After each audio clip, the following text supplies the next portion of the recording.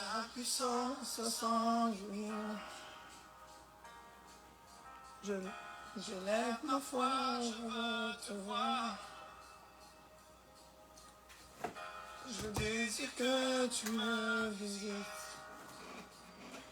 Remplis-moi, je t'en prie, remplis-moi. Remplis-moi, je t'en prie, remplis-moi. Shalom, shalom à tous, bienvenue au ministère de la victoire, bien-aimés dans le Seigneur. La semaine passée, nous avons parlé de la foi, l'invisible. La foi commence par l'invisible. Cette semaine, nous parlerons de la bonté, bien-aimés, la bonté. Nous parlerons de la bonté, bien-aimés. Partage, invite des personnes. Je t'en prie, change-moi.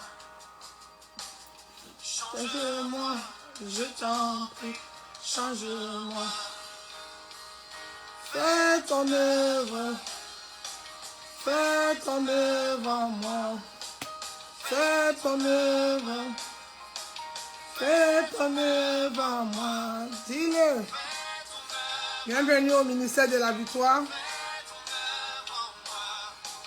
Fais ton œuvre en moi. Fais ton œuvre en moi encore. Fais ton œuvre. Fais ton œuvre en moi. Fais ton œuvre. Fais ton œuvre en moi. Ton œuvre, fais ton œuvre en moi. Fais ton œuvre en moi. Oh, oh, fais ton œuvre. Fais ton œuvre en moi. Oh, oh, oh.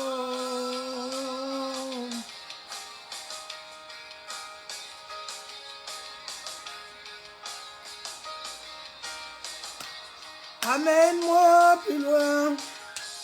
Amène-moi plus loin. Je veux plus de toi, Seigneur. Shalom à tous, bienvenue dans le ministère de la victoire. Je suis votre âme servant, le pasteur Marie du ministère de la victoire. Alors, bien-aimés dans le Seigneur, nous allons commencer notre thème sur la bonté, la bonté. Nous allons prier pour prendre possession des lieux afin de partager ce merveilleux message, bien-aimé, qui m'a béni, qui te bénit et qui continue de nous parler à travers la bonté de l'Éternel. Nous avons parlé la semaine passée de la foi. Père, dans le nom de Jésus, nous voulons te dire merci pour le renouvellement de l'esprit de l'intelligence ce matin. Merci pour des idées belles et glorieuses que tu nous accordes. Ce matin, donne-nous un cœur pur et papa pour ton œuvre. Mets des paroles appropriées pour ce moment merveilleux, miraculeux. Seigneur, afin de bénir ton peuple, afin d'aller dans toutes les nations annoncer l'évangile. Partager ce message qui va transformer des vies. Yahweh, mon Dieu, nous voulons encore te dire merci encore pour ce jour merveilleux. Merci pour le renouvellement de l'esprit de l'intelligence. Merci encore pour ce nouveau, un jour nouveau s'est levé. Père, nous voulons disposer le corps, l'âme et l'esprit afin d'écouter cette parole qui vient de toi. Car au commencement était la parole était Dieu et toutes choses ont été faites par la parole. Merci pour ce merveilleux message. Bénis mon frère, bénis ma soeur, que toute la gloire te revienne au nom puissant et glorieux de Jésus-Christ. Amen. Alors, bien aimés, vous au ministère de la victoire. Le ministère de la victoire est une église en ligne. Nous prions tous les jours de lundi à dimanche. Nous prions tous les jours. Alors, mon frère, ma soeur, si tu veux te connecter et tu cherches une maison de prière, n'hésite pas à nous écrire. Nous sommes là tous les jours. Le matin, nous prions à 5 h, commandé le matin. Et le soir, à 20 h, nous venons rendre grâce à Dieu pour ses hauts et bienfaits dans nos vies. Comme la Bible dit, Jésus commençait en priant, il a terminé par la prière. Au ministère de la victoire, c'est la prière. Tu cherches un groupe de prière, écris-nous, n'hésite pas à nous faire signe. Alors, bien aimé, le vif du sujet, c'est la bonté. On parlera de la bonté ce matin. Bien aimé, vous avez vos Bibles, nous allons commencer. La Bible dit, là où il y a 1, 2, il est présent. Notre premier invité, quand nous commençons, c'est le Saint-Esprit, l'Esprit de Dieu. Alors, bien aimé, vous connaissez déjà le programme du ministère de la victoire. Notre premier sujet, notre premier texte aujourd'hui, c'est dans Actes chapitre 9, le verset 36 à 43. Nous allons lire Acte 9, s'il vous plaît. Acte chapitre 9, le verset 36 à 43.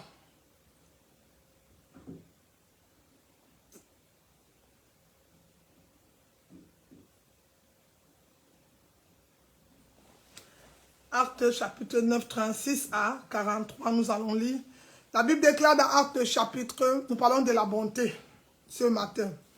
Actes chapitre 9, 36 à 43, je lis au nom de Jésus.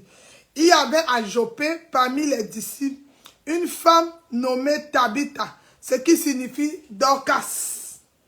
Elle faisait beaucoup de bonnes œuvres et d'aumônes. Elle tomba malade. En ce temps-là, elle mourut après avoir lavé.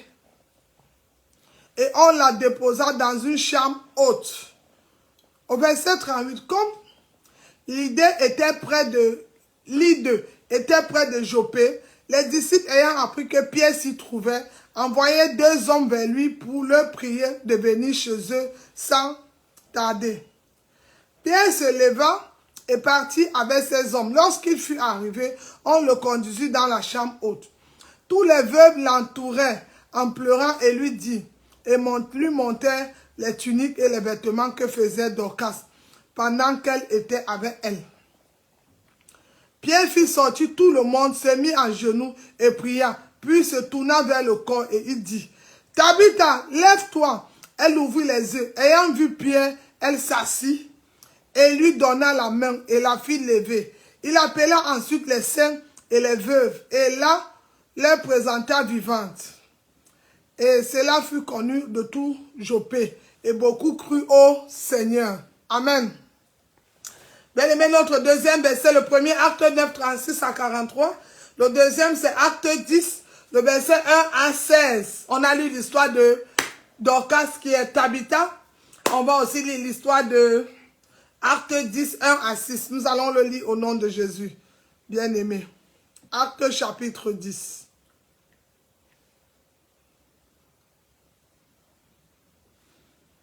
Le verset 1 à 6, je lis au nom de Jésus.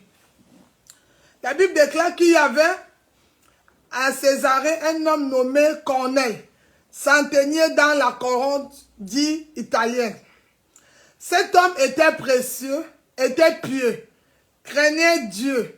Avec toute sa maison, il faisait beaucoup d'aumônes au peuple et priait Dieu continuellement.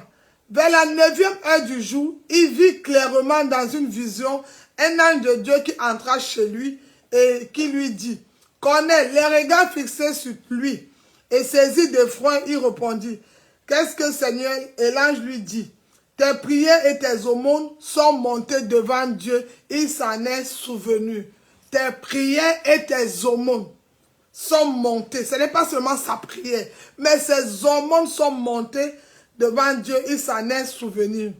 Envoie maintenant des hommes à Joppé et fait venir Simon, surnommé Pierre. Encore Pierre, la première, acte 9, Pierre va aller ressusciter Tabitha. La deuxième, il va aussi aller Joppé envoyer, on va toujours envoyer Pierre. Bien aimé, Tabitha faisait de grandes œuvres. La bonté, c'est la manifestation de l'amour. Beaucoup de personnes confondent les actes que nous devons poser. Mais nous voyons 2 textes différents, acte 9 et acte 10. Tabitha faisait de grandes œuvres. La bonté, c'est la manifestation de l'amour. L'amour se voit par la bonté, la pratique et des bonnes œuvres. Corneille, l'ange lui dit, tes aumônes sont montées au ciel.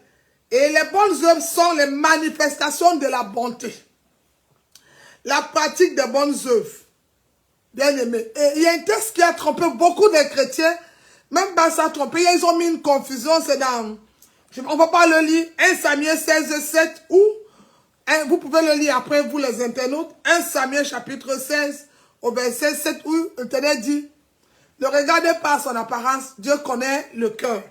Bien aimé, mon frère, ma soeur, pose les bonnes œuvres. Nous avons encore vu un autre exemple d'Abel et Caïn. Abel fait une bonne œuvre, mais il ne portait pas un grand regard. Le Seigneur n'avait pas encore porté un regard favorable sur Caïn. Mais il a porté sur l'œuvre. Parce que nous avons vu dans Acte 10 où on a dit pour Acte 10, Tabitha, Acte 9, elle a fait des bonnes œuvres. Et l'autre aussi a fait des bonnes œuvres, ses aumônes. Mais on a précisé, tes prières et tes aumônes sont montées. Rien n'est resté. Alors, bien aimé, en tant qu'enfant de Dieu, Nous devons connaître que les bonnes œuvres que nous faisons parfois peuvent monter vers le Seigneur. Et il a un regard favorable sur nous.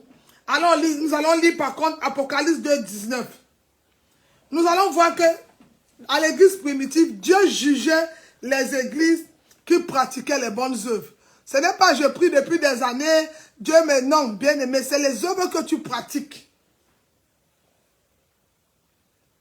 Il faut pratiquer. Il y a des personnes aujourd'hui, s'ils ne sont pas là, peut-être en tant qu'humain, la famille va pleurer. Mais ce n'est pas tout le monde qui va vraiment... Parce que tu n'as rien laissé de bon. Il n'y a pas un bon témoignage pour toi. Les gens vont te dire... Pasteur, j'ai aidé, j'ai fait... Ce n'est pas de ça que je parle. Il y a une différence. Je donnerai bien l'explication après. Lisons Apocalypse 2, le verset 19. Le Bible c'est listen.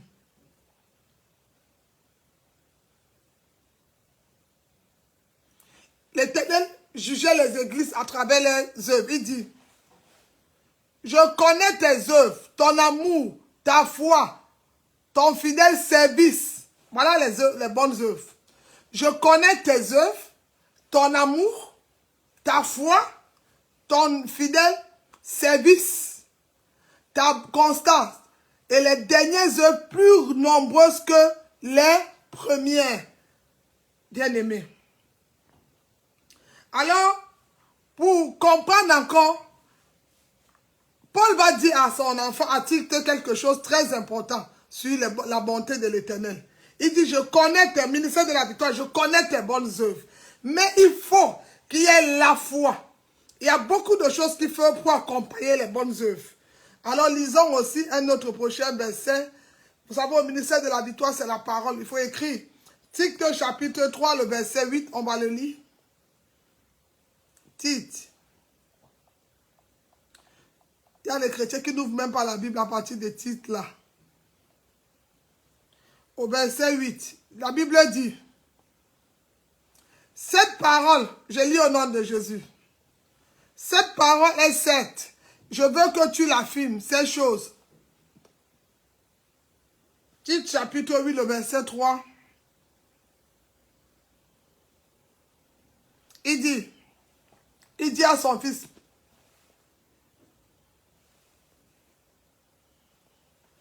il dit, cette parole est certaine. Je veux que tu l'affirmes, ces choses, afin que ceux qui ont cru en Dieu s'appliquent à pratiquer de bonnes œuvres. Ceux qui ont cru à Dieu s'appliquent. Ceux qui sont nés de nouveau ont confessé Jésus comme Seigneur et Sauveur personnel. S'appliquent à pratiquer de bonnes œuvres.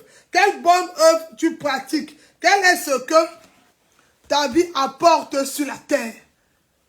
Bien aimé, il y a combien de gens qui vont pleurer ton départ en dehors de ta famille? Souvent, c'est la question. J'aime bien un homme de Dieu qui dit, quel est même son but? Pourquoi il est sur cette terre? Quelles sont les références quand vous êtes dans les pratiques des bonnes œuvres? Dieu fait ce que nous voulons. Mais quelles sont les œuvres? Nous vivons longtemps. Pour que tu vives longtemps, voilà une femme, Tabitha, qui a pratiqué des bonnes œuvres. Aujourd'hui, à cause de la mort de Tabitha, quand elle est morte, bien aimée, elle n'est pas revenue à la vie. Non, si les veuves vont pleurer, si les femmes ont pleuré, même les enfants réclamaient. Quelles sont les œuvres? On ne parle pas les gens de ta famille que tu as aidé. Tout le monde a déjà aidé sa famille. En dehors de ta famille, quelles sont les bonnes œuvres que tu pratiques? Est-ce que dans ton agenda, il y a des œuvres que tu pratiques? Quelles sont les œuvres que tu as déjà posées comme acte? Les gens qui vont pleurer ton départ en dehors de ta famille, quelles sont les références? Qu'est-ce que tu as fait? Donc, bien aimé, la pratique des bonnes œuvres nous fait vivre aussi longtemps. On a vu pour Paul, on a vu pour Cornèle dans Acte Paul, on a vu pour Tabitha dans Acte 9 et Cornèle à Acte 10. Les œuvres qu'ils ont posées. Quand vous êtes dans la pratique des bonnes œuvres, Dieu fait en sorte que vous vivez longtemps. Il y a des choses quand même qui vont, les gens vont réclamer, non, on le veut encore, papa, ne le prends pas. Mais quelle est l'œuvre que tu as apportée? Nous étions à Tite chapitre 3, le verset 8. Nous allons un peu passer au verset 14. Nous allons lire ce que la Bible dit. Il faut que, toujours il parle, Paul dit, il faut que les nôtres aussi apprennent à pratiquer des bonnes œuvres pour subvenir aux besoins présents, afin qu'ils ne soient pas sans produit des fruits. Il faut que nous apprenions, enfants de Dieu, à pratiquer des bonnes œuvres, afin que nous ne soyons pas seulement, non, bien-aimés. Ce n'est pas possible. Né de nouveau pour pratiquer les bonnes œuvres. La Bible dit dans Ephésiens 2:10, dans Matthieu 25, il y a beaucoup. Écouter la parole de Dieu, c'est bien, mais il faut l'appliquer, comme dit Luc 6:45. C'était de mauvaises pensées. Le découragement, l'égoïsme, des raisons inutiles, bien aimé, comme aller évangéliser, c'est une bonne œuvre. Ramener les gens dans la maison du Seigneur, c'est une œuvre qu'on fait. Est-ce que quelqu'un va dire, si je suis au Seigneur, c'est grâce à la sœur, au frère? Combien de personnes tu as amenées au Seigneur? Et tous les jours, demain ils vont dire, c'est grâce à moi que la sœur est venue aujourd'hui à Jésus, elle donne sa vie. Elle est là tous les jours. C'est grâce, bien aimé, il faut poser les actes. Il faut pratiquer les bonnes œuvres. C'est ça la bonté de l'Éternel. C'est ça la bonté de l'Éternel. Alors, enfants de Dieu, mettons la parole du Seigneur en pratique. Mettons-la en pratique. Tu as écouté. Mais maintenant, passons à la pratique. Dieu n'est pas resté seulement que la terre fut... Non, la Bible déclare, la terre était informe et vide. L'Esprit de Dieu se mouvait. Et il a dit, faisons. Là, il commence le travail. Il passe à la pratique. Il passe à la pratique. Pratique aussi. Pose des choses bonnes. Pose des bons actes. Il faut que, quand on vient chez toi, le voisin et la voisine peuvent témoigner beaucoup de choses de toi. Il faut qu'on vienne chez toi. Parce que quand on nous entend souvent, j'ai acheté la nourriture à ma mère, à mon père, bien aimé, c'est ta famille. Ça, c'est naturel, c'est le sang. J'ai payé le médicament, c'est normal. Mais bien aimé, est-ce qu'en dehors il y a combien de personnes qui peuvent venir témoigner qui ne fait pas ça pour telle personne? Combien? Même dans la maison du Seigneur. Est-ce qu'il y a un acte là-bas? Il y a des choses que tu poses où les gens peuvent venir tous les jours dans l'église. Vous voyez souvent, on dit que la construction, par exemple, dans certaines églises, acheter la construction, chacun achète. Les murs là qu'on pose, quand des gens prient là-bas, le Seigneur se souvient des actes que les gens ont posés. Alors bien aimé, je vais te dire ce matin, la bonté de l'Éternel, c'est pratiquer de bonnes choses. Et alors, tout dépend de tes pensées. C'était j'ai été blessé, j'ai fait, bien aimé, alors tu auras besoin de la guérison de l'âme. C'était on m'a dessus, on aura toujours quelque chose. Mais je connais qu'il y a des œuvres qui peuvent ramener à la vie. Il y a des actes que nous allons poser qui peuvent changer des situations, qui peuvent redonner un nouveau nom dans notre vie, qui peuvent ramener beaucoup de choses. Alors mon frère, ma soeur, pose de bonnes œuvres. Pose de bonnes œuvres dans ta vie chrétienne. Peut-être tu as payé la boisson au païen, tu as fait beaucoup de choses. Mais tiens-toi tranquille, beaucoup vont même dire que c'était petit, la nourriture n'était pas bien cuite. On a suivi, beaucoup de personnes le disent. Mais bien aimé, pose de bonnes œuvres comme Cornèle, comme Tabitha, comme beaucoup d'autres personnes dans la Bible. Pratique, on n'est pas seulement né de nouveau pour s'arrêter, mais on va au-delà de la naissance. On fait comme Jésus faisait. Alors bien aimé, j'aime beaucoup Éphésiens, il dit, j'ai eu faim. Non, j'aime Matthieu, c'est dans Matthieu 25, il dit, j'ai eu faim, j'ai eu soif, vous ne m'avez pas donné. Il dit, comment Seigneur, tu es venu, on n'a pas donné. Il dit, mais j'étais un petit enfant, vous ne m'avez pas reçu. J'étais une veuve, vous m'avez chassé. Posez de bonnes œuvres. Alors, bien aimé, je vais m'arrêter là pour ce matin. Je vous ai donné des versets de référence. Je redonne Acte 9, 36 à 43, Acte 10, 1 à 6, Tite chapitre 3, le verset 8 à 14, Apocalypse 2, 19, vous avez beaucoup de versets à lire. Ephésiens 2, 10 aussi, pour bien comprendre ce texte. Que Dieu vous bénisse. C'était votre âme servant, le pasteur Marie. Nous allons maintenant sur Zoom. Soyez abondamment bénis, bénis. Ma soeur, mon frère, regarde autour de toi depuis que tu es chrétien. Combien de personnes, combien peuvent aller plaider ton cas, plaider coupable pour toi, plaider ta cause. Quels sont les actes? Au lieu d'insulter les gens, de les attrister, de les rendre toujours en colère. Au lieu d'avoir, même aujourd'hui les chrétiens sont devenus, même dans la prière, il y a des frères pour qui tu pries, des trucs que tu ne pries pas, les sœurs pour qui tu pries, les chrétiens sont devenus, c'est grave. Ma soeur, mon frère, si j'ai un message à te donner ce matin, comme le Samuel, le psaume 51, oh Dieu, Regarde mon cœur, donne-moi un cœur pur et sincère. Prends cette prière pour cette semaine. Demande au Seigneur de te donner un cœur pur et sincère. Avec un cœur pur et sincère, tu vas poser de bonnes œuvres. Tu vas pratiquer l'amour de Dieu dans toutes tes actions. Que Dieu vous bénisse. C'était votre M7, le pasteur Marie. Vous cherchez une maison de prière, n'hésitez pas, comme j'ai dit au début, à nous écrire. Nous sommes sur WhatsApp, TikTok, Instagram, YouTube. Et nous faisons notre deuxième culte sur Zoom. Soyez abondamment bénis. Bénis, bénis. Que Dieu vous bénisse, bien-aimés. Alors que le Seigneur vous bénisse. Restez connectés, n'abandonne pas. Il est le maître de l'impossibilité. Ce que sa bouche dit, sa main l'accomplit. Alors pose de bonnes œuvres. Tu veux voir la gloire de Dieu dans ta vie. C'est maintenant. Rien ne peut empêcher la main de l'Éternel d'agir en toi. Mais bien aimé, tout dépend de comment tu commences et par où tu donnes l'amour de Dieu entre tes mains. Alors ouvre ton cœur au Seigneur Jésus ce matin.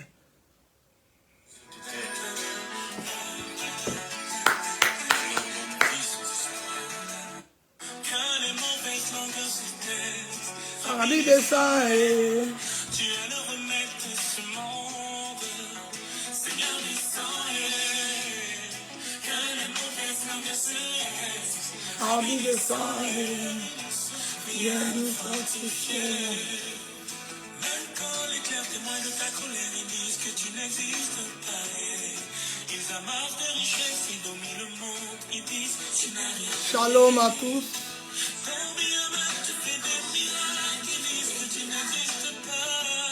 Pourtant, chasser les démons, ils disent tu n'as rien fait. Ta parole m'envoie À la croix, tu as tout accompli. Éternel, je crois en toi. Ta parole ne ment point. À la croix, tu as tout accompli. Éternel, je crois en toi.